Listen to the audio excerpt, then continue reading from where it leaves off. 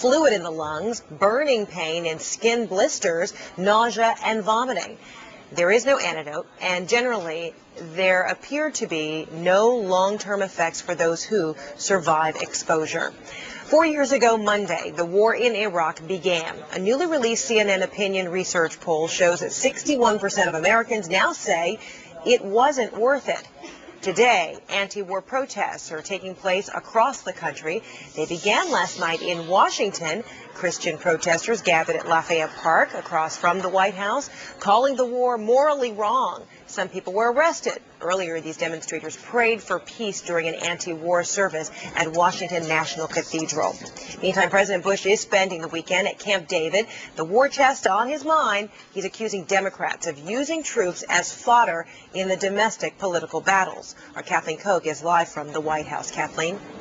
Frederica, next week Congress begins debating an emergency spending bill to fund the wars in Iraq and Afghanistan, some $95.5 billion. But President Bush, in his radio address this morning, criticized Democrats for tacking on billions of dollars in additional spending for what he called unrelated programs like peanut storage, NASA, the Farm Service Agency, causes that he supports, but not an emergency bill like this. Now, President Bush also in his radio address condemned moves in the bill that would impose certain benchmarks and conditions, not only on further funding for Iraqi troops, but also for funding to keep U.S. forces in Iraq.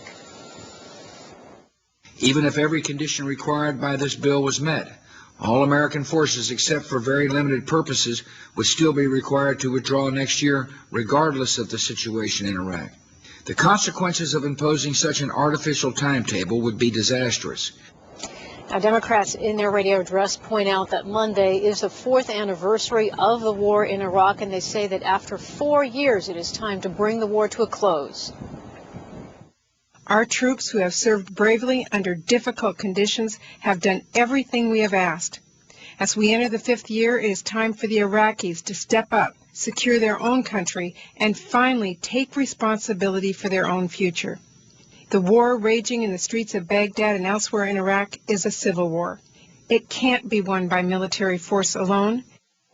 President Bush taped his radio address before he headed to Camp David for the weekend late yesterday afternoon, so he has not seen any of the anti-war protests underway. Today, the protesters have scheduled a march that will begin at the Vietnam Veterans Memorial. They have a permit for some 30,000 to gather there before heading on to the Pentagon.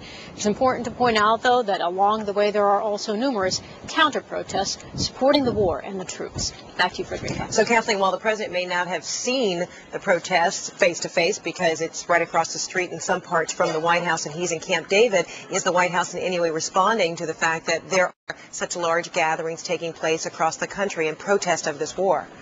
No response from the White House yet at this point, Frederica. Certainly the president in his radio address focusing on the subject of Iraq, pointing out that he believes that advances have been made with this new plan that he says is still in its early stages, this new surge of troops, arguing that the U.S. citizens and Congress indeed all need to give the plan a chance to work.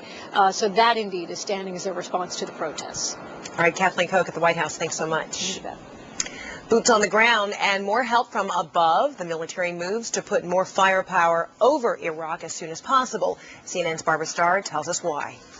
CNN has learned that Defense Secretary Robert Gates has signed orders speeding up the deployment of up to 3,000 additional forces, most of them from a combat aviation brigade.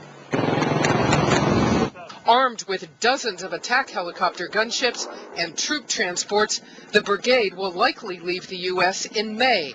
Their main job? Airborne support for the 20 brigades of ground combat forces.